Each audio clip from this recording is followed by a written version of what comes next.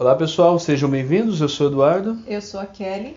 e você está nos nossos canais, tanto no Temática Bíblica como no Remanescente 7.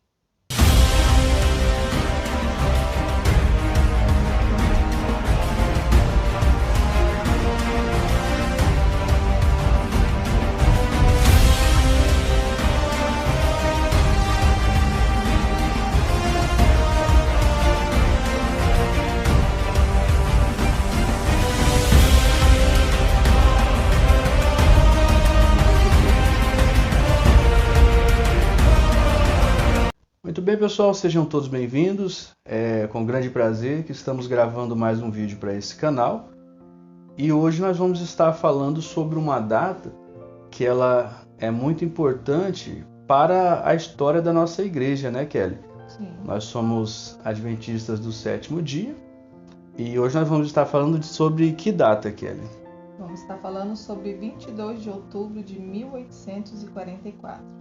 Muito bem, vamos estar falando da importância dessa data para a nossa igreja, né? A Igreja Adventista do Sétimo Dia.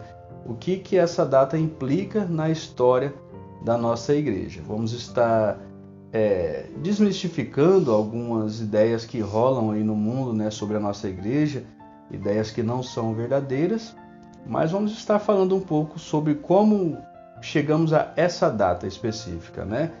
Então nós separamos aqui algumas perguntas para estarmos respondendo, né, sobre...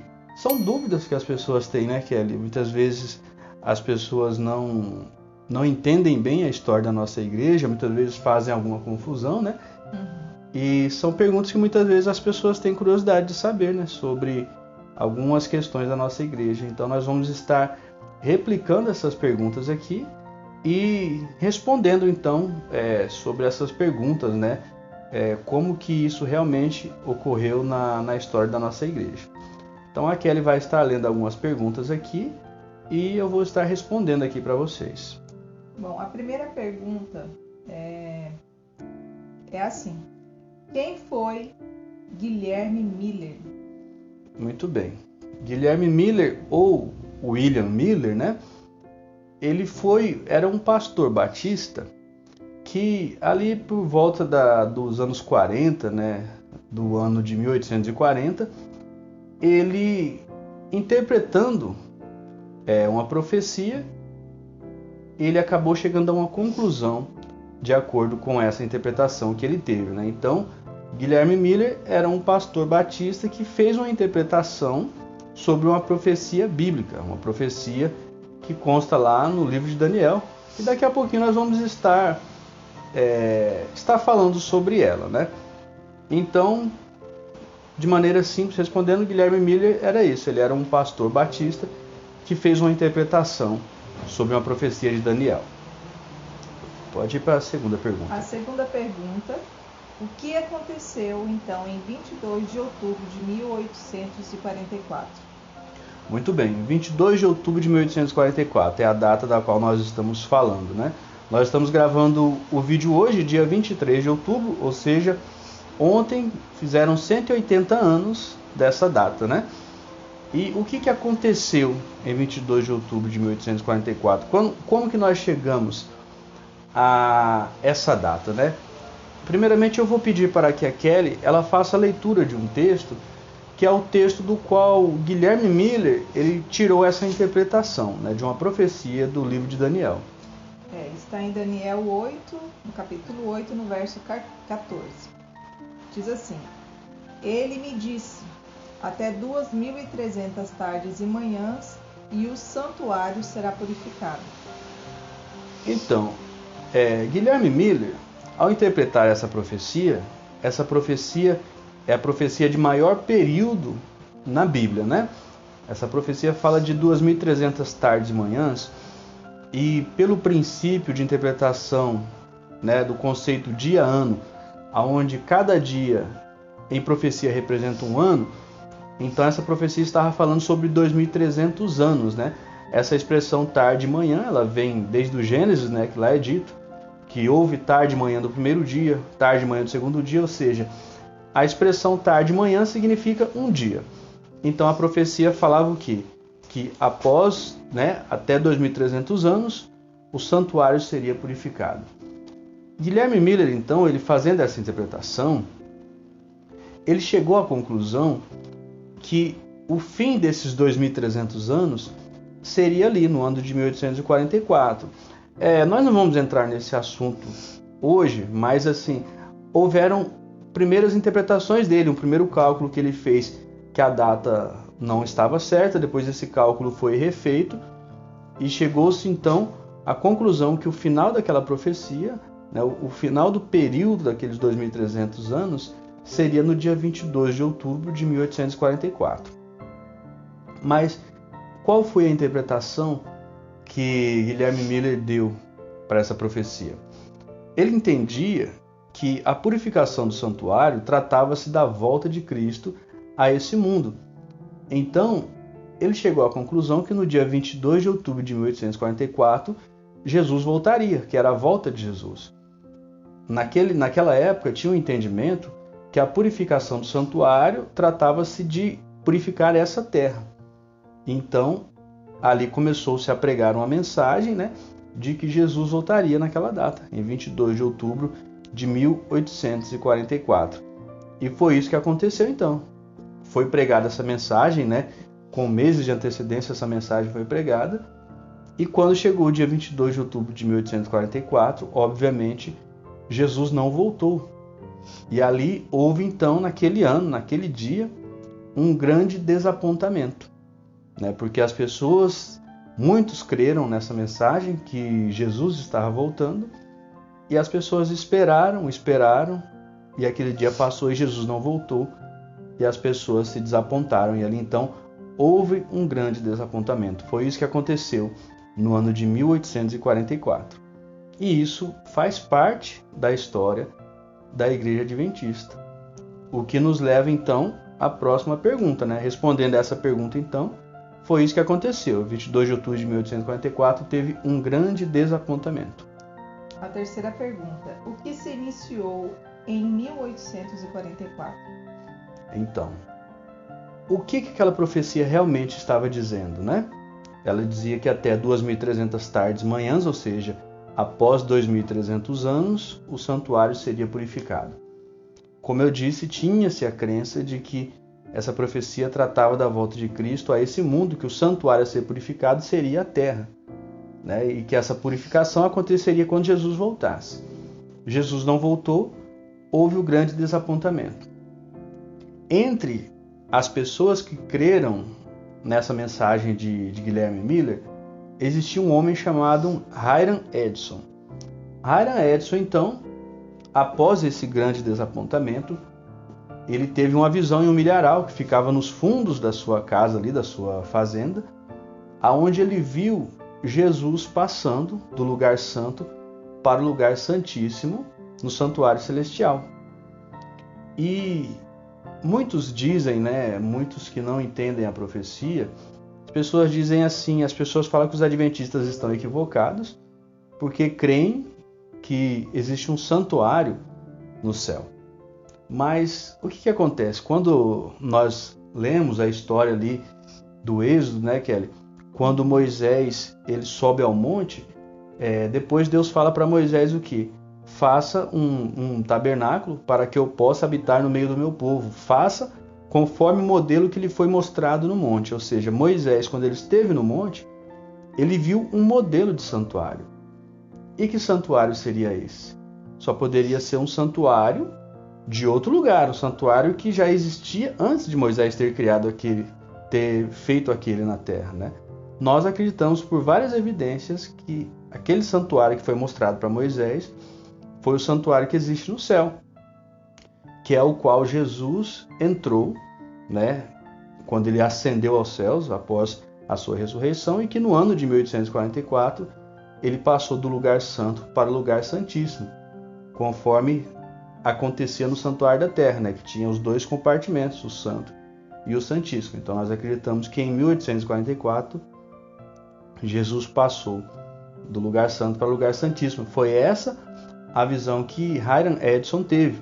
Então Hiram Edson ele pegou e contou para todos ali, para o próprio Guilherme Miller, que ele tinha tido essa visão. Então eles entenderam o quê? Que que a profecia não se tratava da volta de Cristo, mas se tratava de Jesus mudando de lugar no santuário, avançando do lugar santo para o lugar santíssimo. E daqui a pouco nós vamos falar também o que significa essa purificação do santuário.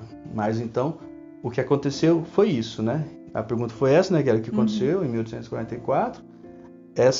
Aliás, o que se iniciou, né? O que se iniciou então foi essa mudança de Cristo do santo para o santíssimo, que isso implica em o quê? Em um juízo, que já nós vamos falar sobre ele, mas vamos avançar então para a próxima pergunta. A próxima pergunta é: a Igreja Adventista do Sétimo Dia marcou a data da volta de Cristo em 1844? Exatamente, né? Essa é a próxima pergunta.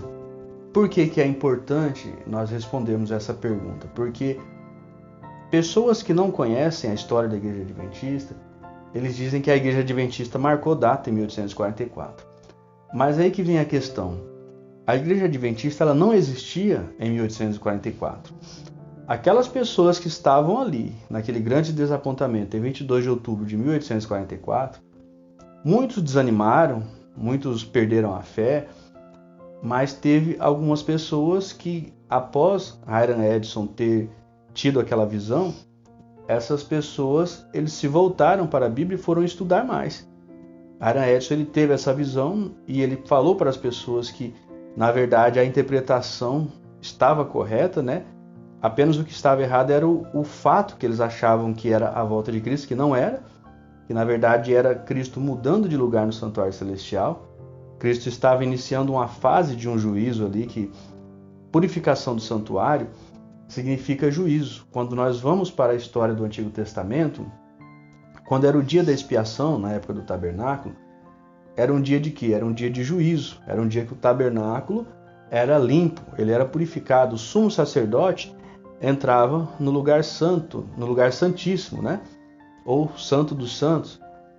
Ele entrava naquele lugar para limpar aquele sangue que tinha sido jogado ali através do véu durante todo o ano. Você pode ler essa história aí lá no Êxodo. Então, o dia da expiação era um dia de juízo. Era purificado o santuário naquele dia e era um dia de juízo. Todas as pessoas, eles estavam ali do lado de fora, no pátio ali do tabernáculo, né? Enquanto o sumo sacerdote entrava no lugar santíssimo para limpar. Então, naquele dia, aquelas pessoas que fosse achado pecado nela, elas eram eliminadas naquele dia. Então, era um dia de juízo para todos. Então, como a profecia fala, até 2.300 tardes de manhã o santuário será purificado, traduzindo, a profecia está falando o quê? Após 2.300 anos, começará uma purificação do santuário. Que santuário? O santuário celestial, né? O santuário que Moisés viu no monte, que é o santuário celestial. Até porque nessa época de 1844, não existia mais santuário na terra. O santuário foi destruído no ano 70 e não foi mais reconstruído. Então, ali começou-se a fase de purificação do santuário, né? A partir de 1844 foi o que ocorreu ali. Então, respondendo, a Igreja Adventista não marcou a data da volta de Cristo, porque naquele movimento ali de 1844 ainda não existia Igreja Adventista, mas algumas daquelas pessoas que eles retomaram a fé, né? Porque então Jesus não tinha voltado, porém Jesus ainda voltaria. E eles entenderam que Jesus tinha mudado de lugar no santuário e que ele ainda iria voltar. Então elas continuaram pregando a mensagem da volta de Cristo. E essas pessoas se juntaram, criaram um movimento ali, né? Um movimento que pregava sobre a volta de Cristo. E somente no ano de 1863 que esse movimento passou a se chamar Adventistas do Sétimo Dia. Por quê? Adventistas, né, de advento, estavam aguardando o advento de Cristo, do sétimo dia, porque eles guardavam o sábado, né, que é o quarto mandamento. Então, a Igreja Adventista não estava nesse ano de 1844, ela não pregou a volta de Cristo naquele ano. A igreja só foi criada quase 20 anos depois, em 1863. Certo. A quinta e última pergunta: quais são algumas das crenças e doutrinas da Igreja Adventista? Muito bem. A Igreja Adventista ela tem as suas suas crenças fundamentais, suas doutrinas, né? E tem algumas crenças, como a igreja crê, né? Que não faz parte das suas crenças fundamentais, mas é a maneira que a igreja crê, que é diferente de algumas outras igrejas, né? Uma das doutrinas, das crenças da nossa igreja é sobre isso que nós estamos falando, sobre um santuário celestial e sobre um juízo que acontece em 3 fases. Outros textos também que dão base para crermos que existe um santuário no céu, são alguns textos que a Kelly vai ler para nós aqui agora, que são textos que deixam bem claro que existe um santuário celestial. Está em Hebreus, no capítulo 9, no verso 24. Diz assim: porque Cristo não entrou em santuário feito por mãos, figura do verdadeiro, porém, no mesmo céu, para comparecer agora por nós diante de Deus.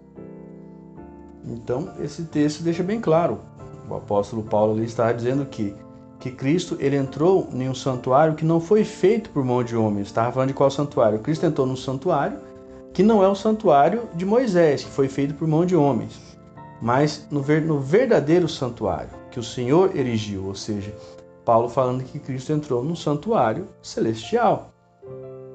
Que texto mais nós temos, Kelly, que também nos dão base?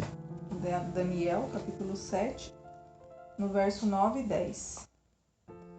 Continuei olhando até que foram postos uns tronos, e o ancião de dias se assentou. Sua veste era branca como a neve, e os cabelos da cabeça como a pura lã. O seu trono eram chamas de fogo, e suas rodas eram fogo ardente. Verso 10. Um rio de fogo manava e saía de diante dele. Milhares de milhares o serviam, e miríades de miríades estavam diante dele.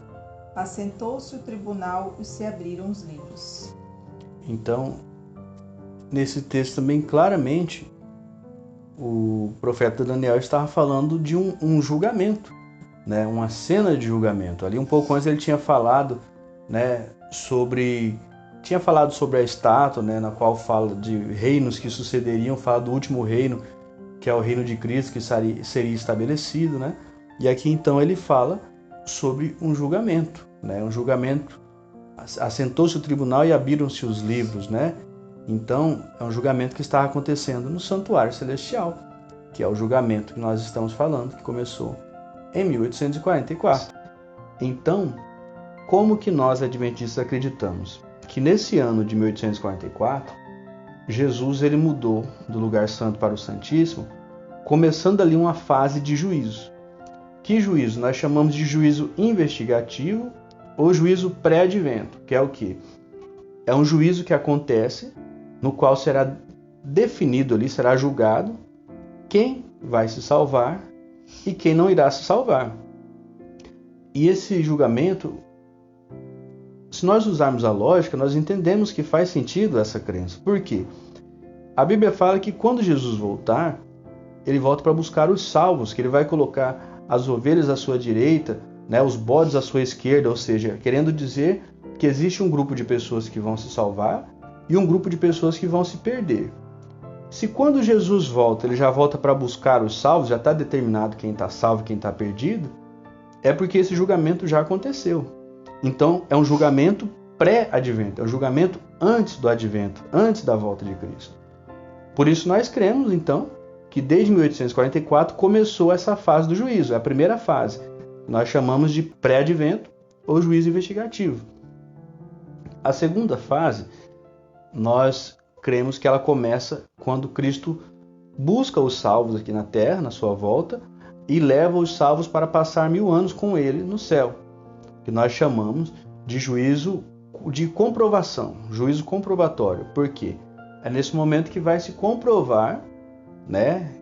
Deus ele é um Deus tão certo, tão justo e transparente, que ele vai demonstrar para os salvos e para todo o universo por que quem está salvo e por que quem não foi para o céu está perdido, né?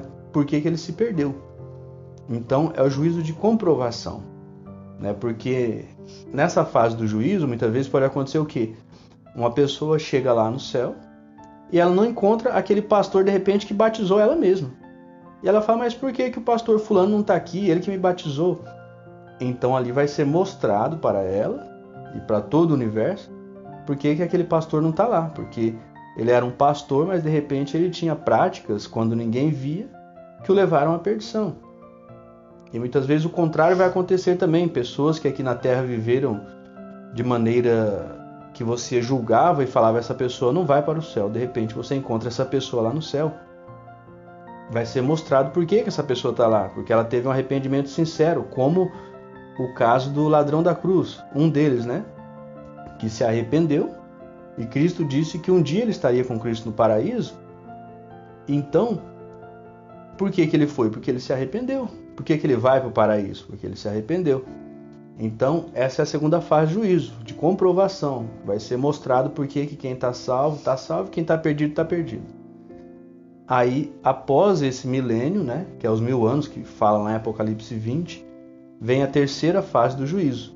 É o juízo de execução, ou juízo final, que é a parte do quê? A parte que vem a sentença sobre aqueles que foram condenados, que é o fogo eterno que vai descer do céu. Quando Cristo descer com a Nova Jerusalém, com os salvos dentro, os ímpios vão ser ressuscitados, Satanás vai ser solto da sua prisão simbólica e vão tentar atacar a Nova Jerusalém quando desce fogo dos céus.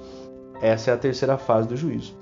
Então, uma das crenças que a nossa igreja tem é esse juízo em 3 fases, né? Que nós estamos agora na primeira fase do juízo, que é o juízo investigativo, que começou em 1844.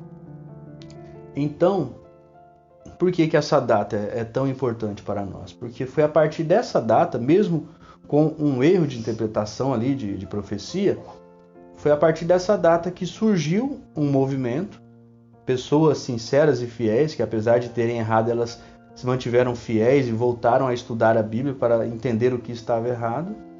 E através desse movimento, quase 20 anos depois, veio surgir a Igreja Adventista do Sétimo Dia, que é a igreja da qual nós fazemos parte, né, a qual nós pertencemos.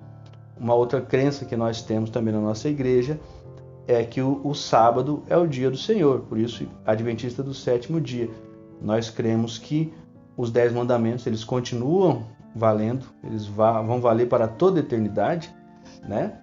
Que não foi anulado na cruz, e por isso nós guardamos o sábado, nós reconhecemos o sábado como o dia do Senhor, como um dia de descanso, da maneira como Deus disse que era para ser feito desde a criação, lá no Gênesis. Então, esse é um pouco da história da nossa igreja, né, Kelly? Isso. E essa é a importância dessa data para nós, né? No dia de ontem, 22 de outubro, completou-se 180 anos desse desapontamento. Mas esperamos que você tenha gostado do vídeo e queremos pedir a você que, se você nos acompanha no canal Temática Bíblica, que você possa entrar no nosso canal. Nós vamos deixar o link na descrição, no nosso segundo canal, que é o canal Remanescente 7, e que você possa se inscrever nesse canal. Nós estamos tentando migrar para esse outro canal, que aqui no Temática Bíblica a gente percebe que o YouTube ele não está divulgando nossos vídeos, né? Ele não está ajudando o nosso canal a crescer. Nós estamos sofrendo, parece que um boicote pelo YouTube nesse canal aqui. Então, se você puder nos ajudar, se inscreva no outro canal, curta, compartilhe o vídeo, curta esse vídeo aqui também, compartilhe. É o que nós pedimos para você, que você possa nos ajudar para que essa mensagem possa chegar a mais pessoas, tá bom? Então, um forte abraço, fiquem todos com Deus e até o próximo vídeo. Tchau, tchau.